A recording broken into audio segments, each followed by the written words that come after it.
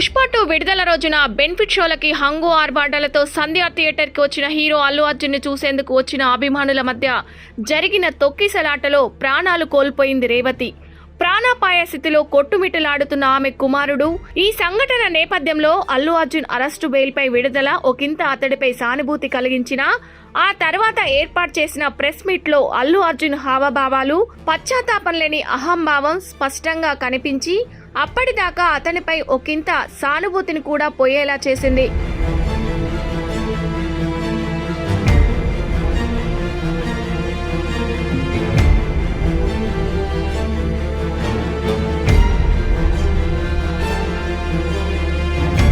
CM Revanth Reddy అసెంబ్లీలో సైతం ఈ ఘటనపై తీవ్రంగా స్పందించారు. దాంతో పోలీసులు ఈ వ్యవహారాన్ని చాలా సీరియస్ గా తీసుకున్నారు. నేరాల కట్టడిలో తనదైన ముద్ర కలిగి ఉన్న నగర పోలీస్ కమిషనర్ ఆనంద్ అల్లు అరవింద్ అహంభావంతో కూడిన వ్యవహార శైలిపై సీరియస్ అయ్యారు. స్టార్స్ అంటే తెర మీదే మాత్రమే, కానీ సమాజంలో స్టార్స్ పోలీసులు.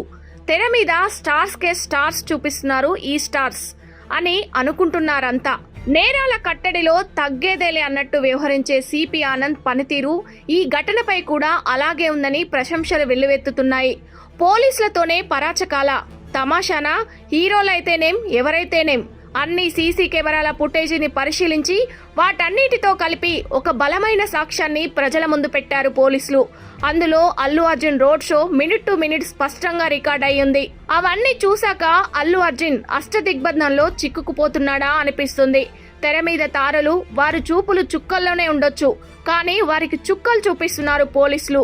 హీరోల్లోంచి హీరోయిజాన్ని బయటకు తేవాలనో, మరి వారికి చుక్కలు చూపించాలనో, చుక్కల్లోంచి వారిని నేల మీదకు దింపాలనో పోలీసుల ప్రయత్నం ఏదైనా కావచ్చు. చట్టానికి అందరూ సమానమేనన్న సత్యం బోధపడితే సమాజానికి అది మేలే కదా.